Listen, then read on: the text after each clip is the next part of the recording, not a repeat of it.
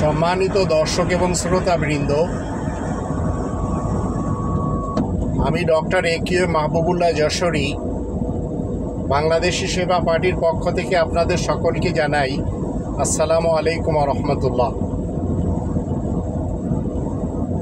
আমরা আল্লাহ তাআলার শুকরিয়া আদায় করছি যে তিনি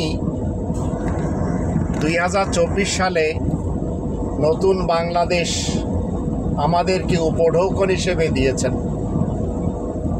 এখন এই বাংলাদেশকে গড়তে হবে, আর এই গড়ার দায়িত্ব আমাদের সকলের। আমরা যদি এখন এই দেশ গড়তে যাই অতীতের 53 বছরের ভুলগুলি আবার সামনে নিয়ে আসি, তাহলে মনে রাখবেন আবার আল্লাহ তাআলার পক্ষ থেকে আমাদের উপরে মার পড়বে। এ জাতি 53 বছর ধরে স্বাধীনতার স্বাদ পায়নি। এ জাতি রক্তপাতের ভিতর দিয়ে 53টি বছর পার করে দিয়েছে। আর রক্তপাতের ঘটনাগুলি 1971 থেকে যখন 2024 সাল পর্যন্ত আমরা দেখি, তখন কখনো আমরা দেখতে পাই দেশ স্বাধীনের জন্য রক্ত দিতে হচ্ছে, মুসলমানদেরকে মেরে দেশ স্বাধীন করছে। ঠিক যেমন সৌদি আরব আর ইয়ামানের সাথে যুদ্ধ আমরা দেখেছি, তদ্রূপ সৌদি আরবও মুসলমান, আবার ইয়ামানও মুসলমান। ঠিক যেমন ইরান এবং ইরাকের যুদ্ধ দেখেছি, ইরানও মুসলমান, ইরাকও মুসলমান।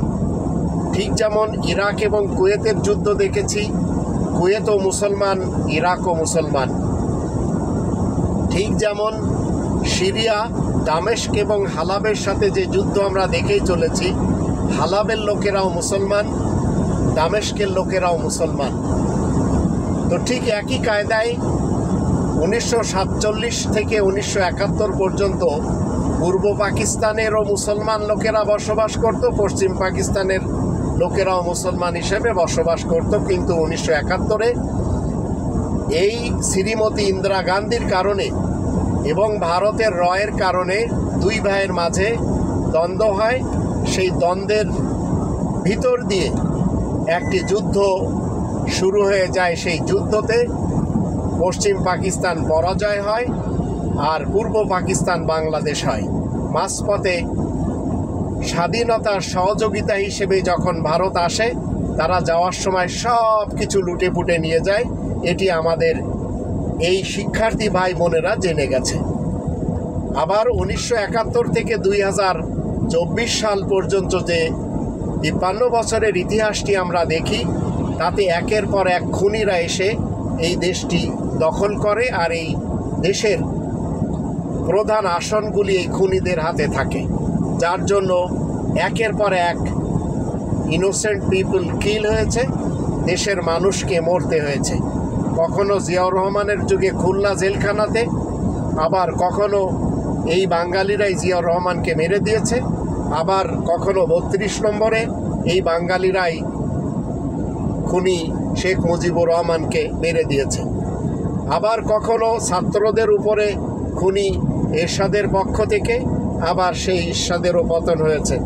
তদ্রূপ খুনি খালেদা জিয়ার যুগে গ্রেনেড হামলা বলেন, 63টি জেলাতে অ্যাট এ টাইম বোমা বিস্ফোরণ বলেন, সেটিও আমরা দেখেছি। গ্রেনেড হামলার সেই নৃশংস বর্ণনা আমরা দিতে পারি না।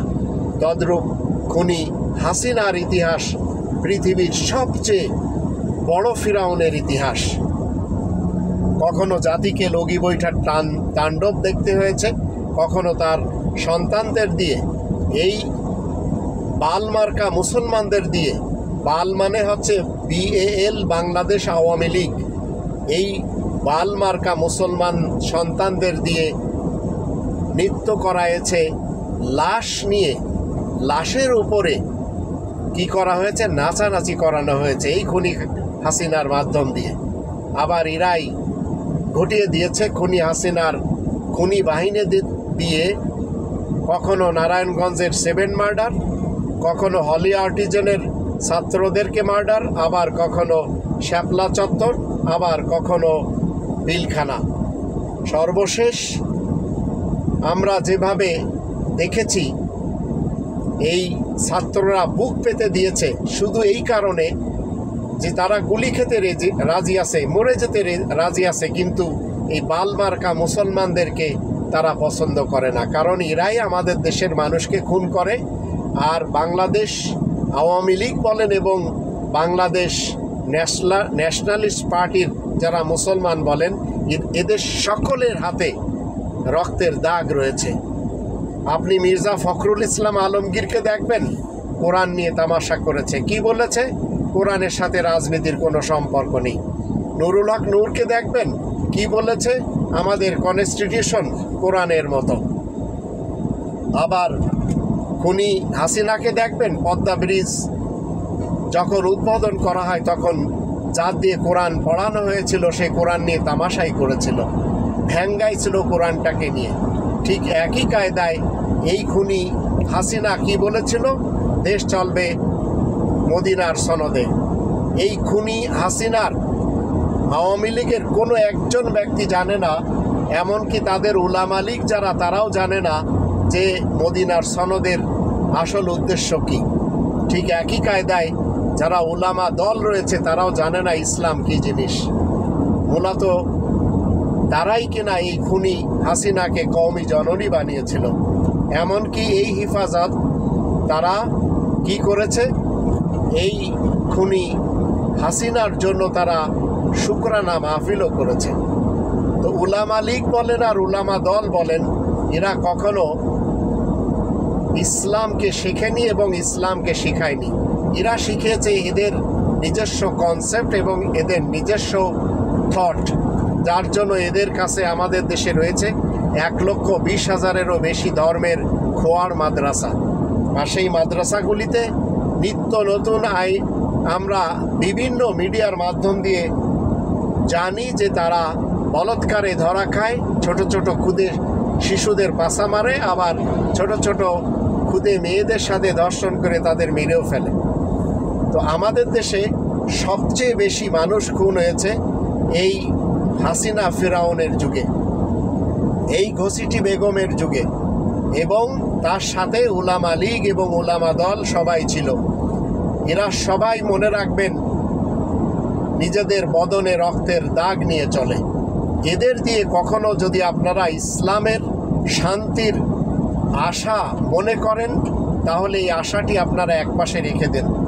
আর জামাত ইসলাম বলেন আর জামাত শিবির বলেন, এই দেশের রক্তপাতের জন্য সবচেয়ে বেশি দায়ী হচ্ছে এই জামাতটি, কারণ এরা কখনো খুনি খালেদা জিয়ার সাথে দেয়, খুনি হাসিনার সাথে দেয়।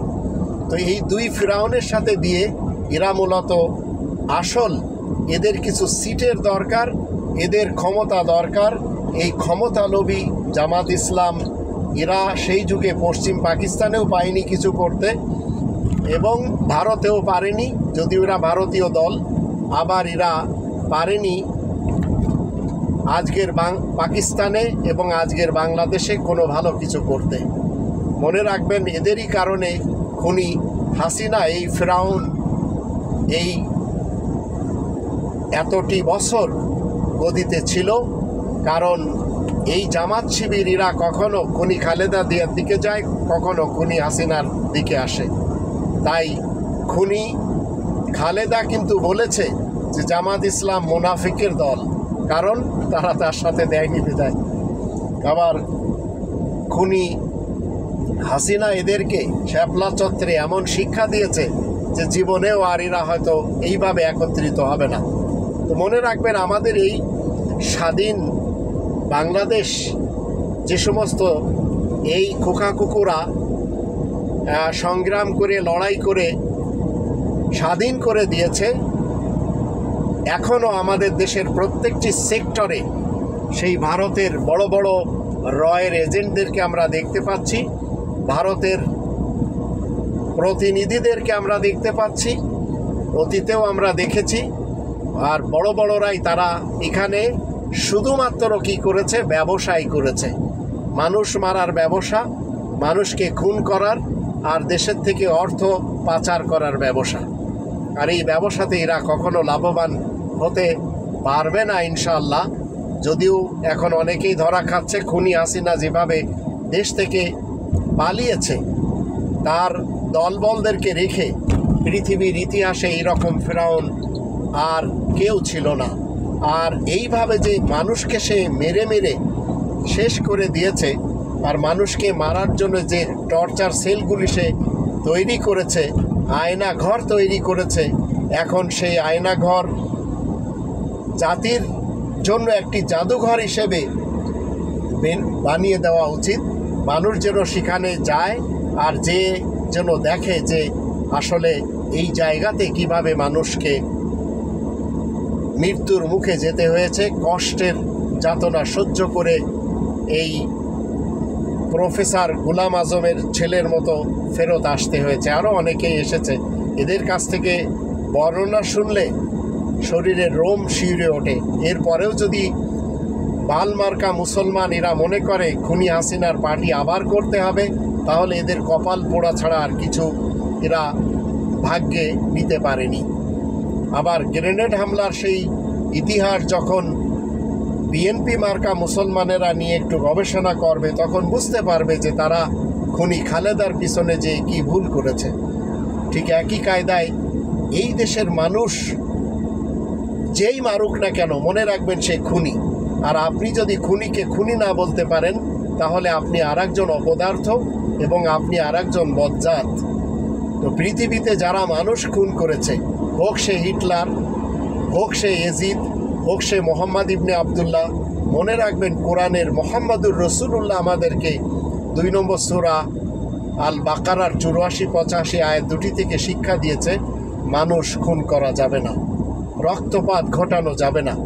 যাদের যুগে ফেলানির হত্যা হয়েছে, যাদের যুগে এই সীমান্তে গুলি করে পাখির মতো মানুষ মারা হয়েছে, সেই যুগগুলি হচ্ছে এই 53 বছরের আমাদের দেশের খুনিদের যুগ। এখন নতুন করে ডক্টর ইউনূস সাহেবকে বসানো হয়েছে, এই খোকা কুকুরা পছন্দ করেছে। এখন যদি পুনরায় ভারতের সাথে সেই আগের মতো স্বামী স্ত্রীর সম্পর্ক থাকে, বন্ধুত্বের সম্পর্ক থাকে, তাহলে মনে রাখবেন এই ভারত আপনাদেরকে সব শেষ করে দিবে। যেভাবে 53 বছরে সে 1971 এসে সব লুটপাট করে নিয়ে গেছে, আর তারা যেভাবে দেশের প্রধান হিসেবে খুনি খালেদাকে কখনো আবার খুনি হাসিনাকে কখনো বসায়ে তারা তাদের লাভ লুটে পুটে নিয়েছে, ডক্টর ইউনূসের মাধ্যম দিয়ে ইনশাল্লাহ সেটি পারবে না। আর আমাদের দেশের মাধ্যম দিয়ে যে 7 সিস্টারে তাদের যে যাতায়াত, সেটা বায়ুপথের হোক, আকাশপথের হোক, অথবা স্থল আর জলপথের হোক, এটি নিয়ে এমন চুক্তি করতে হবে, আবার ফারাক্কা নিয়েও কথা বলতে হবে। ঠিক আমাদের দেশের সেই শহীদ আবরারকে আমরা যেন ভুলে না যাই, যে কিনা সত্য লেখনের মাধ্যম দিয়ে তার জীবনকে এই ইন্ডিয়ার যারা এদেশে লুটেপুটে খেত এবং ইন্ডিয়ার যারা গোলামি করত, তাদের মাধ্যম দিয়ে তাকে এই দুনিয়া থেকে চিরবিদায় দেওয়া হয়েছে। এখন যদি আপনারা, বিশেষ করে গোপালগঞ্জবাসী, আপনারা যদি আবার মনে করেন যে না, আমরা জেদের উপরে এসে, আমরা হিংসার উপরে এসে, আমরা অহংকার বশত আবার খুনি হাসিনাকে দেশে এনে গদিতে বসাবো, তো সেটি আপনাদের করা উচিত হবে না। তবে আপনারা কি করেন, তাকে এনে এদেশের কাঠগড়ায় বিচার করান।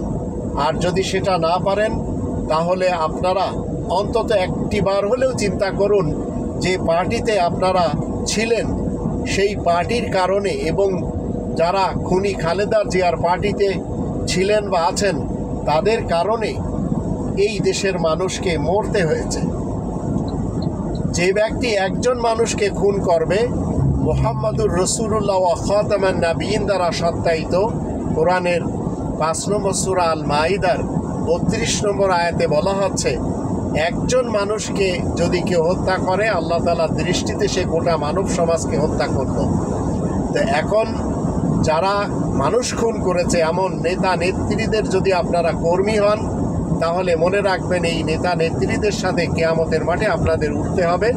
তাই আল্লাহ বলছেন, ইয়াউমা নাদউ কুল্লা উনাসিম বিইমামিহিম, এমন একটি দিন আসছে যেদিন প্রত্যেকটি নেতার সাথে তার অধীনস্থদেরকে ডাকা হবে। ঠিক যারা হিজবুত তাওহীদ করে চলেছেন, মনে করছেন তারা তৌহিদের উপরে রয়েছেন, তারা তৌহিদের কলেমাও তো জানেন না। তারা খুনি এই যে হুসাইন মোহাম্মদ সেলিমের পিছনে চলেছেন।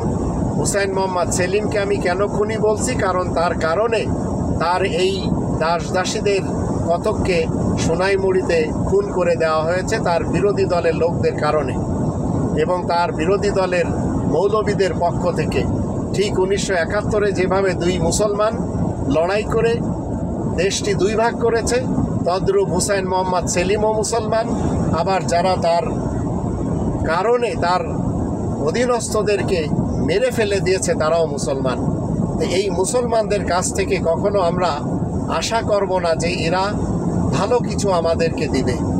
তো খুনি হাসিনার পিছনে যেসব মুসলমানেরা বাল মার্কা মুসলমান রয়েছেন, মানে বাংলাদেশ আওয়ামী লীগ মার্কা মুসলমান, আর যারা খুনি খালেদার পিছনে বিএনপি মার্কা মুসলমান রয়েছেন, বাংলাদেশ জাতীয়তাবাদী বা ন্যাশনালিস্ট মুসলমান, মনে রাখবেন আপনাদের সকলকে ঠিক সেই হেফাজতের হুজুরদের মতো, তরিকতের হুজুরদের মতো আপনাদের সকলকে ভ্রান্ত মতবাদের জালে ফাঁসিয়ে দিয়েছে।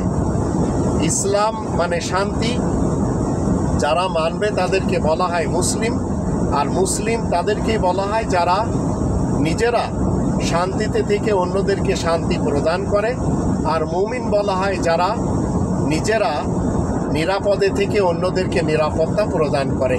তো আমাদের দেশে কোনো একজন মুমিন মুসলিম রাষ্ট্রপ্রধান আসেনি, কোনো পরিচালকও আসেনি, যার কারণে সকলের হাতে খুনের দাগ রয়েছে। আর যারা এই 53 বছরে রাজনীতি করেছেন, যারা সংসদে গিয়েছেন, যারা সুন্দর সুন্দর কথা বলতে শিখেছেন, আন্দালিব রহমান পার্থর মতো, যার বাপ কিনা আমাদের দেশে সবচেয়ে বড় চোরদের একজন, হাজার হাজার কোটি টাকা চুরি করেছে, তার সন্তানেরাই আজকে আমাদের দেশে সুন্দর সুন্দর উপদেশ দেয় এবং সুন্দরভাবে নিজেকে রিপ্রেজেন্ট করে যে আমি একজন ভালো দেশপ্রেমিক, ভালো মুসলমান। তো এখন জাতি এইভাবে মামুনুল হকের পিছনে যারা রয়েছেন, মামুনুল হক নিজের বাবার বিরুদ্ধে কত কথা বলেছেন। তার বাবা বলেছে আমরা খুব গরিব মানুষ, আর মামুনুল হক সাহেব বলেছেন আমার বাবা অনেক ধনী এবং আমরা ধনী ফ্যামিলির সাথে বিলং করি, কারণ মামুনুল হকের কাছেও রয়েছে কোটি কোটি টাকা। ঠিক যেমন আন্দালিব রহমান পার্থের কাছে রয়েছে কোটি কোটি টাকা, মানে হাজার হাজার কোটি টাকা, শত শত কোটি টাকা। তো এখন এদের কাছ থেকে যদি আপনারা মনে করেন এরা খুব সুন্দর কথা বলতে জানে, যেমন আমাদের দেশের এই দুটি ফ্যামিলির সাথে যারা সম্পর্ক রাখে তাদের কাছে টাকাগুলি সব কুক্ষিগত হয়ে আছে, আর এই দুটি ফ্যামিলির সাথে যাদের সম্পর্ক এবং যারা আমাদের দেশে বিসিএস ক্যাডার হয়ে প্রশ্নপত্র ক্রয় করে যারা ফাঁস করেছে এবং যারা বিসিএস ক্যাডার হয়ে আজ বড় বড় পদে বসে আছে, এদের সকলকে বিচারের আওতাধীন আনতে হবে। সেই আবেদ আলী চাচাকে বিচারের আওতাধীন আনলে বলে দিবে কত শত শত হাজার হাজার সন্তানদেরকে বিসিএস ক্যাডার তৈরি করেছে টাকার বিনিময়ে, এবং তারাই কিনা আজ দেশ পরিচালনা করতে যে তারাই আজ এই দেশটি ভারতের হাতে দিয়ে দিয়েছিল খুনি হাসিনার সাথে এসে। এই আগের যে সেনা প্রধান জেনারেল আজিজ বলেন, পুলিশ প্রধান বেনজির বলেন, এরা সবাই ভারতের চর হয়ে এদেশে কাজ করেছে, তাই এরা হাজার হাজার কোটি টাকার মালিক।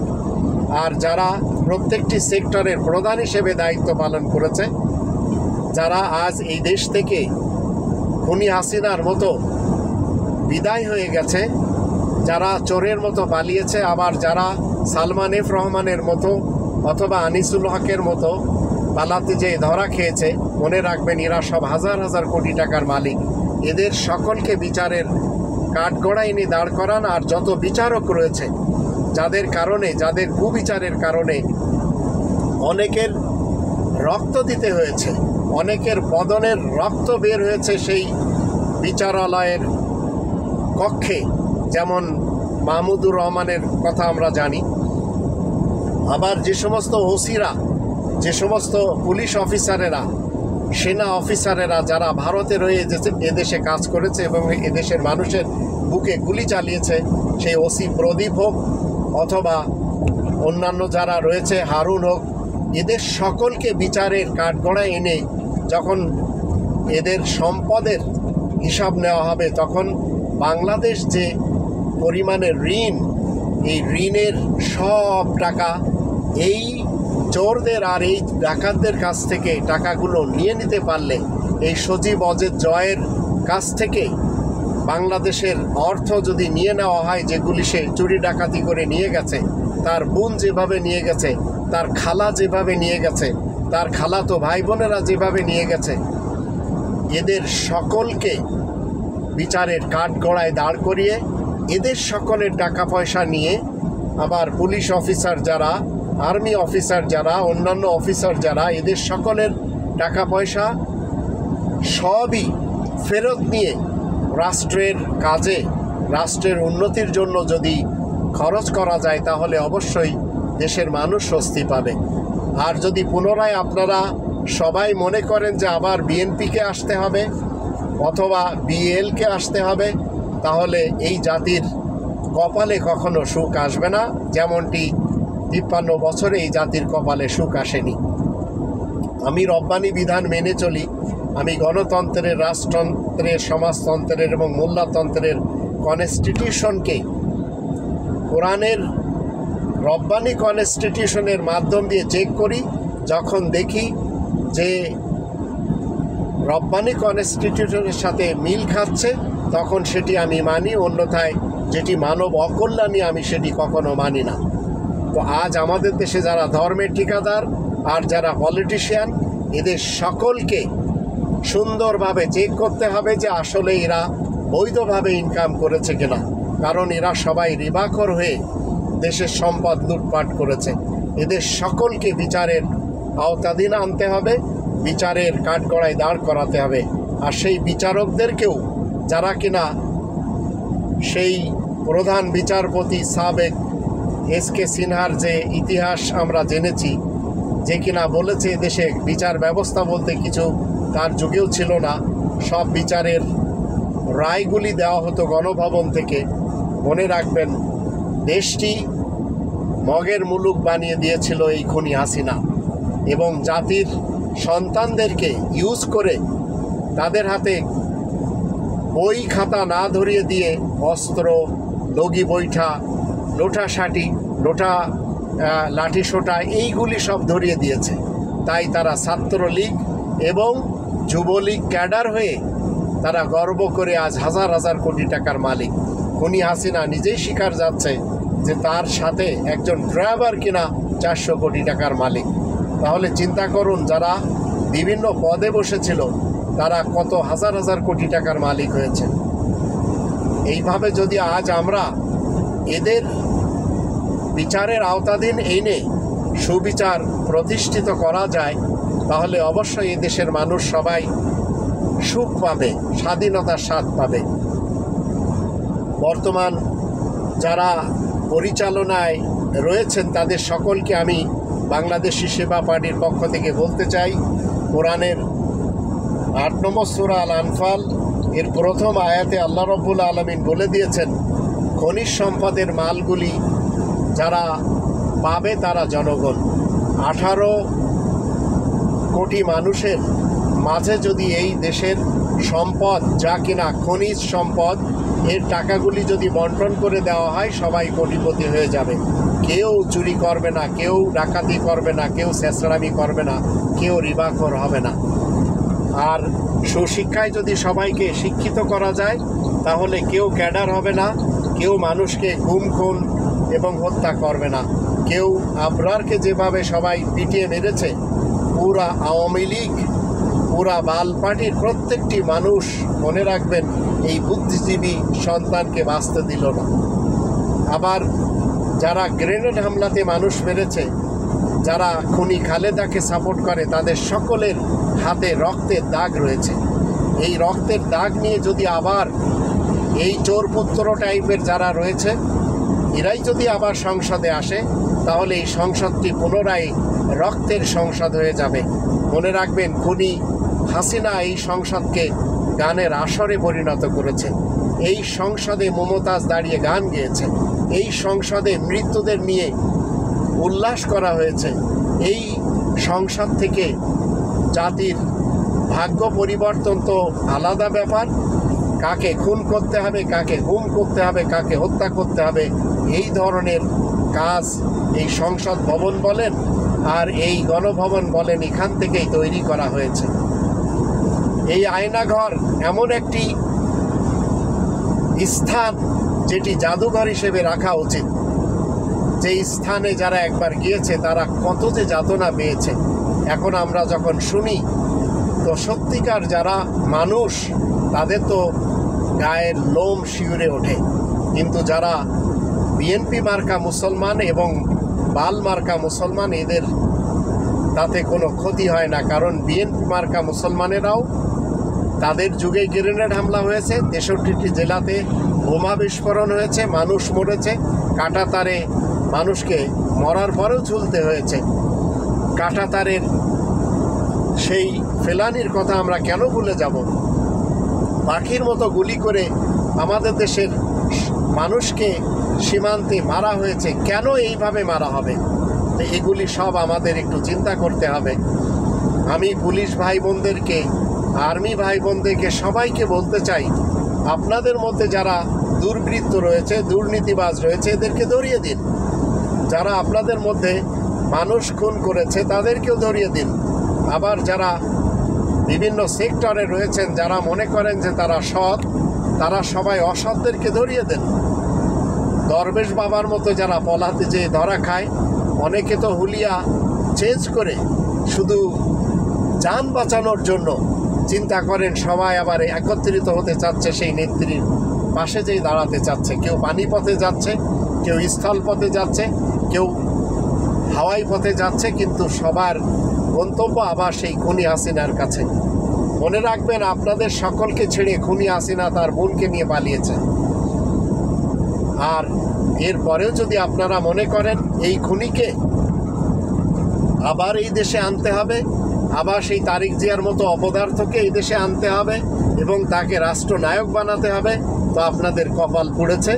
আর এই জাতি বিশ্বাস করেন, দেখতে চায় না বাংলাদেশ আওয়ামী লীগ, বাংলাদেশ বিএনপি, বাংলাদেশ ছাত্র শিবির বা বাংলাদেশ জামাত ইসলাম বা বাংলাদেশের আরও যতগুলো দল রয়েছে, লাঙ্গল বলেন, আবার ছাত্র সেনা বলেন, ছাত্র শিবির বলেন, ছাত্র ইউনিয়ন বলেন, ছাত্র লীগ বলেন, ছাত্র দল বলেন, এইগুলি থেকে বাঙালি সমাজের আর কি বলে মন মানসিকতা অন্তত সাথে দিচ্ছে না যে এই জঞ্জাটের ভিতরে আবার আমরা পড়ে যাই। তো এখন নতুন করে আমরা সবাই বাংলাদেশের সেবক, আমরা সবাই বাংলাদেশি সেবা পার্টির লোক, আমরা সেবক হয়ে সেবা দিয়ে আসুন আমরা সবাই অন্তত এতটুকু করি যে আমরা 53 বছরে স্বাধীনতার স্বাদ পাইনি, এবার আমরা স্বাধীনতার স্বাদ নিয়ে দুনিয়াতে কতদিন বা বাঁচতে হবে? এই 50, 60, 70, 80 বছর, এর ভিতরেও যদি একটি জেনারেশন বা দুটি জেনারেশন স্বাধীনতার স্বাদ না পায়, তাহলে আগামীতে কি হবে? আল্লাহ আমাদের সবাইকে তৌফিক দান করুন, আমরা যেন খুনি হাসিনার পিছনে, খুনি খালেদা জিয়ার পিছনে না যাই। এমনকি যারা এই মুজিব ফ্যামিলি এবং জিয়া ফ্যামিলির সাথে সম্পর্ক রাখে, এদের ধারে কাছেও না যাই। এরাই মূলত আমাদেরকে কি করেছে? রক্তপাতের দিকে নিয়ে গেছে। তাই এখন সময় এসেছে আমাদের দেশের যে ঋণ রয়েছে, এই ঋণের জন্য যে টাকাগুলি বিভিন্ন লোকদের কাছে রয়েছে, ওখান থেকে এনে ঋণ পরিশোধ করা এবং দেশের মানুষের মাঝে খনিজ সম্পদের অর্থ ভাগ বন্টন করে দেওয়া। আর সুশিক্ষায় জাতিকে শিক্ষিত করে গড়ে তুলতে হবে। শিক্ষা ব্যবস্থা টোটাল নষ্ট করে দেওয়া হয়েছে, চিকিৎসা ব্যবস্থা টোটাল নষ্ট করে দেওয়া হয়েছে। এইভাবে প্রত্যেকটি ডিপার্টমেন্ট আমাদের দেশে ধ্বংস করে দেওয়া হয়েছে। এখন আমাদের সকলের দায়িত্ব, আমরা যেন কোনোভাবে ভারতের গুলামিতে, এই গুলামির জিনজির আর না পড়ি, এই গুলামির শিকলে যেন আমরা নিজেদেরকে আর বাঁধিয়ে না নেই। আর যারা আমাদের দেশে ভারতীয় হয়ে কাজ করে চলেছেন, 35 লক্ষ ভারতীয় আমাদের দেশে বিভিন্ন সেক্টরে রয়েছেন, এদের সকলকে আস্তে আস্তে তাদের দেশে পাঠিয়ে দেওয়া, এটি হবে চলমান সরকারের সবচেয়ে বড় একটি কাজ। আর পুলিশ বাহিনীর এই পোশাক, এটি পরিবর্তন করতে হবে। পুলিশ বাহিনীর যে লোগোতে নৌকা রয়েছে, সেই নৌকাটা আর মাথার উপরে আর লোগোতে না রেখে এটি পানিতে চলতে দিতে হবে। নৌকার জায়গা পানিতে, মানুষের উপকারী জিনিস নিয়ে কি বলে পারাপার করবে, ঘুরে বেড়াবে, এটি দরকার। আর দেশের মানুষ যেন ইলিশ মাছ খেতে পারে, যে ইলিশ আমাদের দেশে যারা ধরে তারাও খেতে পারে না, কারণ এই ইলিশগুলি সব ভারতে চলে যায়। তো প্রথমে আমাদের নিজেদের দেশের লোকদের খেতে দিন, আমাদের নিজেদের দেশের ন্যায় বিচার করে ন্যায্য পাওনা দিয়ে দেশকে সমৃদ্ধশালী করার চেষ্টা করুন। ডক্টর ইউনূস সহ যারা আমাদের দেশের এই মুহূর্তে পরিচালক বৃন্দ রয়েছেন, আপনারা একটু অহংকার না করে, আপনারা হিংসা না করে, দলবাজি পার্টিবাজির কথা না বলে দেশের মানুষকে কিভাবে সুখ দেবেন সেইভাবে কাজ করে চলুন। আর যারা ক্রিমিনাল, এদের সকলকে বিচারের আওতাধীন এনে একে একে বিচার করুন। এই বলে আমি শেষ করছি। ওমা আলাইনা ইল্লাল বালাগুল মুবিন।